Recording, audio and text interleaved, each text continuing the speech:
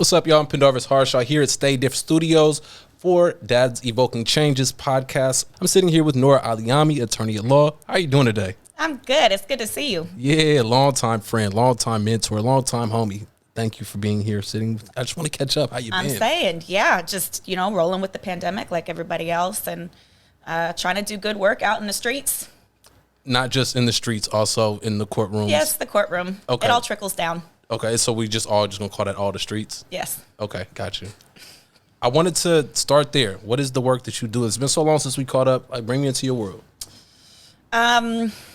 So I've been practicing law about 7 years now, and I've worked in a variety of different kind of settings. So I've worked for the government, I've worked in nonprofit, I'm currently in private practice.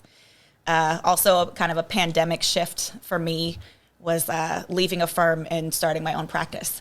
And the practice is really geared towards encouraging and empowering self-represented litigants to be their own best advocate when they're in court. You're encouraging people to step up and speak for themselves? Yes. Education and empowerment is like my motto at this point. There are too many people who can't afford $5,000 or $10,000 worth of a retainer to just hand over to somebody. Family law is a lot of people who are self-represented. We call them pro per litigants. Over 50% in California are self-represented in family courts. And a lot of people can struggle because they don't understand the language, the systems, what has to happen in what order. But there's so many super intelligent people who can really save themselves some money and do it themselves with just a little help along the way.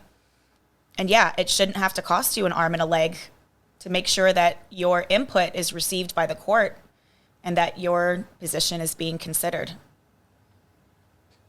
What are some of the frequently asked questions when dealing with somebody's case? I mean, for a lot of folks, it's where do I begin? Yeah. Whether it's I want to initiate some kind of a court proceeding, whether, I need a custody and visitation schedule or I need child support, I need a restraining order, like where do I start? And then the other very common question is, I just got this in the mail. What do I do with this? Yeah. What is this? I can tell it's a legal document, it's summons, you're being sued, but I don't understand what it's saying or what do I do? So that's generally where I start with folks. Sometimes if people maybe previously had an attorney and then weren't able to continue paying them $5,000 and $10,000 retainers, then they'll find me and they'll say, okay, this is where I'm at in the process. This is what's already been done. What are my next steps? And so then I can, again, both the different forms. Family law has a lot of forms. So I walk them through like which forms they need to fill out in addition to like if there are any certain items on the forms that have like their legal terms of art. Yeah. Like perfect example is when you're filing for divorce, it'll ask for a date of separation. But that's not actually the date that someone moved out or you physically separated. It's a legal term of art. It means something totally different. But if you don't know that, you're like, date of separation, well, I moved out on this and this date, but that's not really when the relationship was over, which is what the real question is for date of separation. But yeah, things you wouldn't know, right? Right, hold on, wait, fill me in, because I'm like, if I saw date of separation, I would look back at my text messages and be like, well, she stopped texting me on June 3rd, so. Yeah. But what does it mean? So date of separation, the date that you list on your form is the date that in your own mind, the relationship was over. Oh. So it doesn't mean you have to officially break up because, some people stay in relationships for long past the expiration date. But basically when anyone makes just the decision that in their mind that it's over and they stop showing up and participating based on that decision. Whoa. So a lot of times people have really different dates of separation in a divorce. And it makes a difference because that impacts how money is getting split up. Oh. Goodness. But yeah, see, if you just saw date of separation on this form, you would just write whatever date you think, you moved out. Generally, people think it's literally physically separated, right. But that's not what it is. That or the day we had the discussion, we're like, okay, we're calling it quits, done. Yep. Walk away. Yeah, okay, but if that person stopped participating And they're over emotionally it. for Yep. 6 months before that, they would say, wow, I had known that. See? Yeah, and that's just in divorce, because we're not talking about, other forms. Yeah, these are, really attorneys go to school to learn the language of the law. I remember an analogy when I first started law school that one of the kind of like first year teachers gave, which is, You are a foreigner being dropped off by helicopter in a place and you don't speak the language. How are you going to figure out where the bathroom is? How are you going to find food? Like, what are the most important things you need to learn linguistically to manage your day-to-day? Yeah. And that's how you should be focusing on studying. So the way that I see myself being of service, really, is trying to bridge that gap. You're a translator. Bridge the language gap. Bridge the education gap. So people actually have an understanding. Again, empowerment for me is huge. I want my clients to understand where they are in the process, what is being alleged or what they are responding to. Because, yeah, even if the judge doesn't decide your way, it's important to me that you feel like your voice was heard and that you did everything that you could have to get the result that you wanted. Even more so, I would want to understand why the judge didn't decide my way, or have some understanding, like clarity.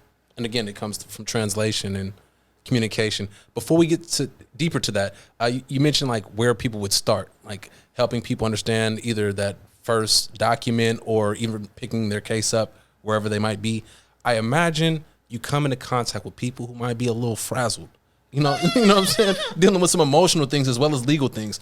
Like, I'm sure you catch a wide range of emotions in people. Yes. Is that part of your work to assist them in navigating that as well? Our titles include counselor at law.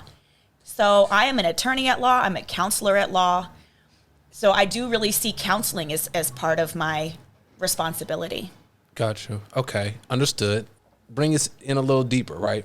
So you're dealing with a case and you're having somebody who's might be going through some emotional things. Social media.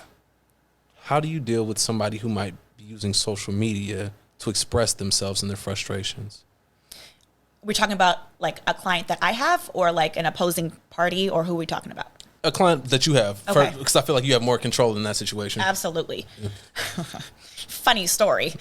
One of my favorite clients that I've ever worked with, I can't say her name, but she lives here in Oakland.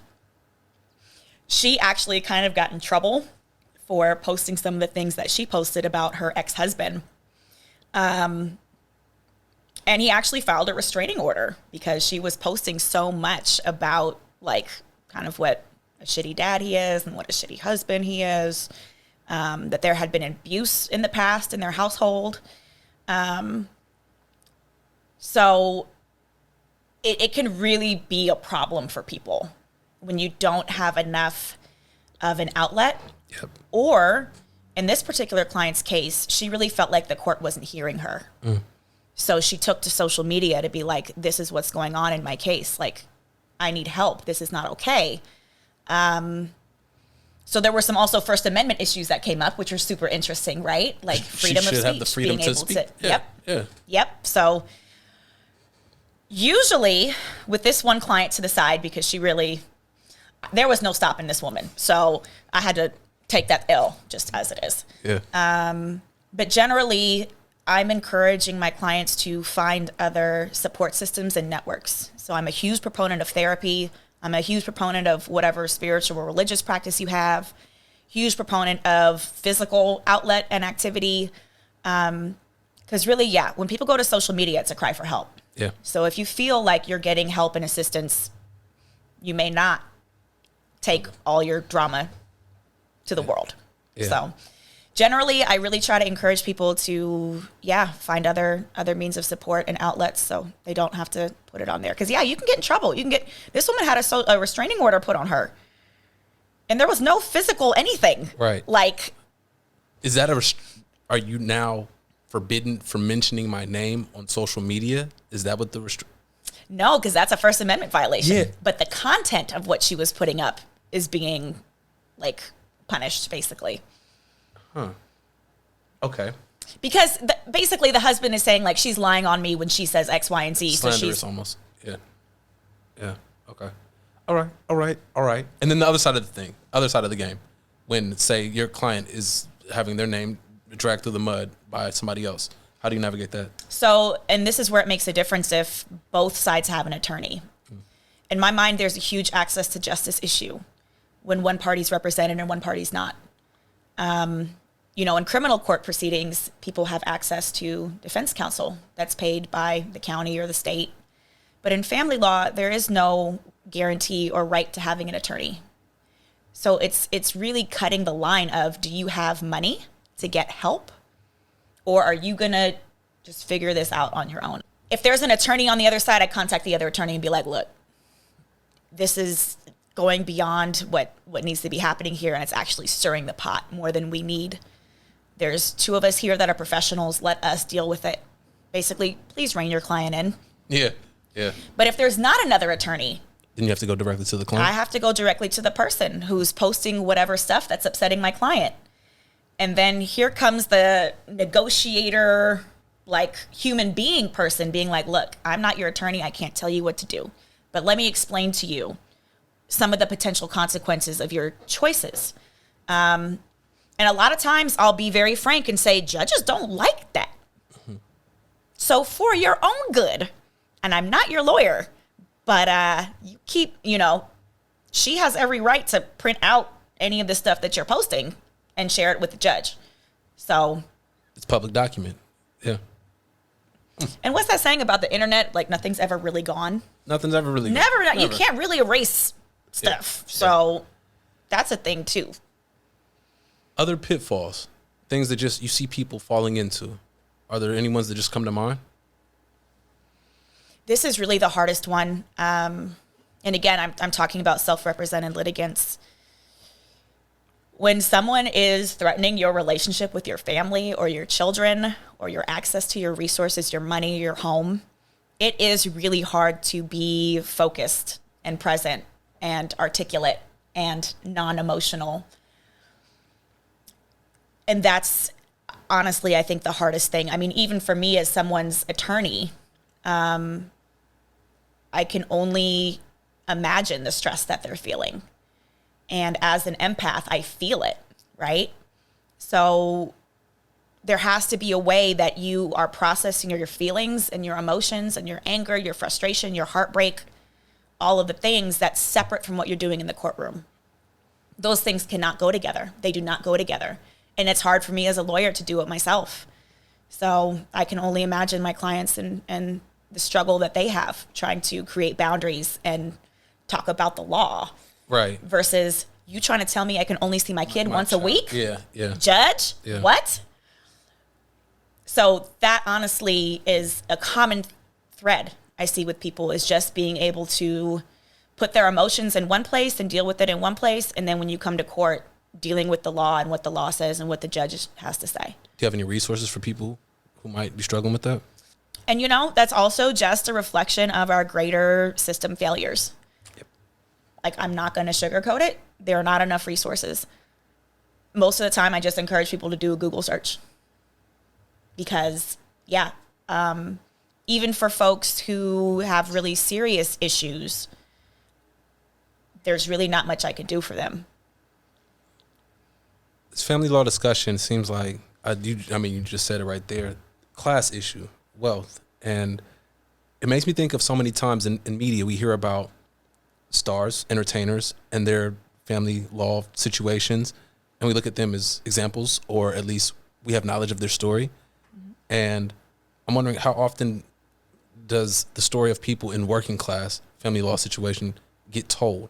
And is there a better way to set examples of what's really happening for the layman, for the working class individuals? That would be a huge shift. I mean, that's everything from, law and order to, people's just preconceptions of what the law is. I mean, it's a lot to unpack. You mentioned class, and yes. Immediately my thought went to Poor Kanye and and everyone Nick we hear. Cannon, Mm-hmm. And how do we get more exposure? How do we get? Yeah, because most people don't know about family law situations until they're in it. So how does the story get told? I mean, I do know there are a couple of books that have come out where people have talked about their, experience with the family law court. But yeah, media, no luck. No one really cares about the average person. It's more fun to glorify and look at the celebrities. Before you got into it, how did you study it? Well, I studied sociology as an undergrad, and political science, but sociology was a huge help to start tapping into people and systems. And I think my interest in human rights is a foundational component for me, because I have a baseline belief that everyone deserves to be safe in their home. Like, just period. Yeah. So I think that foundational belief is what drew me in, because I really initially was focused on child abuse and sexual assault and domestic violence. And but it's a spectrum, right? So what I was seeing as domestic violence is, again, the portrayal that we see in TV and, social media, but knowing that there's a spectrum, and that some of the things that people experience that they don't necessarily recognize to be abuse really is. That's a lot of the emotional, psychological stuff. It's language. It's language. It's language. Like reading Bell Hooks and really realizing how broad violence can be, or abuse can be, and realizing, oh, okay, I guess I have been abusive and I have been abused. Yeah. And not having that recognition early on has led me down some. Can you just say that again for the listeners? Because that is like a big thing, to recognize your position as both someone who has perpetuated abuse and someone who has been the recipient of abuse, because we all have. Mm-hmm. We all have, in one way or another. I mean, you're a father, right? Yep. The way that you raise your child, you are able to dominate them or collaborate with them. Mm-hmm. And sometimes there's a combination, but there's a whole spectrum. And it can be something as simple as posture. When I can stand over my daughter and say, don't do this, or I can get down on one knee and say, don't do this. And that's abuse of power if I'm standing over you saying, don't do this. Exactly. Yeah. And add the finger in your face, right, exactly. Add the tone. And so this concept of like standing for good. Going back to little Norah, okay. The sociologist. Yes. How did you end up with Dads Evoking Change doing this work? So I had a personal introduction to Dads Evoking Change from someone very near and dear to me. Okay. And when I first met the founder, Kareem Chadley, and I heard his story and I talked to him, it's a complete mirrored representation of what so many dads go through. Even if their child isn't murdered, dads who have had to fight tooth and nail to participate and be present when they really want to, and there's no reason why they shouldn't. But because of the language barriers, the court language barriers, and I think in a lot of ways there's still a lot of bias in favor of moms. There's also a lot of racism against brown and black men, that it's just a perfect culmination of all of these different oppressions that line up and impact men of color. I have seen wonderful, amazing brown and black dads in my life, and I know the system is flawed, and I have some tools that I think can help people. So it's basically that simple to me. Gotcha. Okay. And so going back to that picture of what we think of when we think of family law issues, you think of women who have suffered from domestic violence and looking to escape situations, and that is present in the discussion, and there's more to it, and there's different angles, and there's so many nuances and so many different types of violence, or like we said earlier, how is your work with Dads Evoking Change adding to the picture that we already have in our mind about what family law is? Adding to the picture or changing the picture? Adding, because I wouldn't want to say removing or replacing, but maybe changing all the elements. Modifying. Yeah. What language? Lawyer words. How do we want to language this? Yes. We are modifying. Yeah. Yes. I mean, first and foremost, having a place where men can come to share space. Again, the balance between the law and the emotion, right? And that's the great thing about Dads Evoking Change, is that it's trying to help with both. It's trying to help dads manage their situation emotionally, but also connecting them to resources around how to get where you want to go using the legal system. Now I don't remember what your question is. Dads Evoking Change is amazing because it does both of the things that I have kind of talked about, right? Giving support, being present, showing that there's care and concern and that your feelings matter, you feel seen and heard, and then layering in the law part. So having a place, Dad's Evoking Change, where men can go to get both of those things, amazing. And just having visualization for outsiders to see, look at all of these men coming together who are kick-ass and should be involved with their kids and for whatever reason have been denied that access. So even just the visual, I mean, I love how DEC on the social media, like, be posting all these little cute videos of dads doing stuff with their kids. And I'm just like, yeah. Like, this is exactly what people need to see more of, because we are trying to shift away from, you know, super predator black men to, you know, I can do Elmo voice's dad. Right? Yes. I mean, I can't do Elmo's voice. I can't either, but I mean, I love it though. I'm like nice with the shadow puppets and other there you stuff. see. So there's other hidden talents. You're right. Yes. But and that it's cute and everything, but also it ties into, like, yeah, let's change the narrative, if you will. How do we get there? What's the end goal? What's the new narrative look like? So that comes back, at least again, my sociology brain. We have all of these oppressions that are happening simultaneously. The legal system just being a reflection of kind of all of those things put together. So racism, sexism cutting both ways. Mm-hmm. Racism, sexism, economic oppression, language barriers. So think about people who don't speak English as a first language. I mean, I was just in trial this week, and my client is a non-native English speaker. He's Mexican, and his court certified interpreter is a Spaniard, a Spaniard speaking person. Mm. And so even that in and of itself becomes a problem because the language is so nuanced. I mean, again, I consider myself a linguist, even though it's still English, because I'm that careful and specific and articulate with the words that I choose.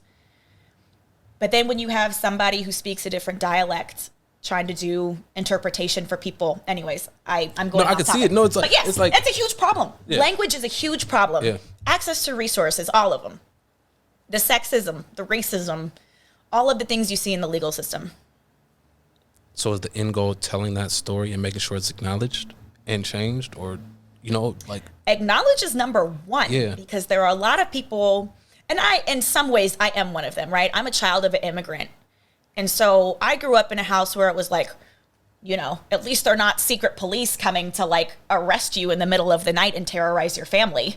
So my interpretation is, I think, a little skewed because I grew up learning about other parts of the world where it's just like the government is crazy and the laws are backwards and you don't have lawyers or whatever. Mm. But acknowledging that there's a problem first. And that's complicated for people. You know, if you're white, you don't want to see the racism. If you're a man, you don't want to see the sexism. If you have access to education, you don't want to think about what it's like for this other person. Lack of empathy, maybe? Can we teach empathy? I'm not sure. But all of those different issues will need to be addressed if we're really going to have a legal system that's fair and operational and functional for everyone. The isms aside, or even on top of the isms, isn't there this kind of, it's taboo to just talk about your family business in the street? How do we talk about family law? It's such a heavy topic. How do we tell the story of that and make it okay? And I think that ties back into the separation of, like, your emotion and your humanity, and then what the law is and what the law says. And again, for people who are not trained in law, it's all the same thing. Mm-hmm. But when you have someone to explain to you, you know, I hear all your feelings, I understand your feelings. This is how potentially where we could find a way to make that relevant to what's going on. But for the most part, this is what the court is looking for. And then I'll take the time to explain, you know, this code section says this, or this case says this. This is what we're going to try to achieve. You know, it may or may not be helpful, your feelings about it. And that's why you need to have your support systems outside of me or outside of the court. Outside of social media, like real family, real friends, real people you can talk to. Yes, and yes. Again, proponent of therapy. Yeah. Proponent. Thank you. Into the mic. Yes, proponent of therapy. Thank you. In closing, is there anything else people should know as they step to this? I'm just imagining someone out there is just getting started on this journey. I would say really take the time to look for free or low cost resources because they are out there. It just takes work and digging to find them. And then look for, younger people who are in the field that are trying to do things in a different way. You have to find your tribe. Like in all the other things you do, like professionally, who do you want to work with? Who sees you? But put in that legwork. Do those Google searches, call around, be persistent, particularly if you really don't have any money. If you need access to free, you're going to have to be a thorn and just be relentless in getting yourself some assistance. Be a thorn. That's a heck of an image, but you're right. They're just like constantly reach out. Yeah. Put it out there. Yeah. It's if you're going to be your own best advocate, visualize in your mind who is that person who like just embodies the energy that you want to have and step into that. We're talking metaphysics here. That's that Athenian for you. Yeah, right? Goodness. Big shout out to, what is your title right now? You're the interviewer? What are you? I am the host, podcast host, journalist. Big shout out to the podcast host, journalist, interviewer. My young protege. Yeah. Who has surpassed me in all the ways, but that makes me proud. Haven't surpassed anything. I don't have a law degree. You have that. So yeah, but you got an Emmy. What you got? Yeah, a little. Yeah, exactly. Little trophy. Okay. Anyway, thank you. Thank you for taking some time to speak with us. I'm sure we'll have some follow-up questions of some sort, but thank you. Absolutely. Yeah. Peace.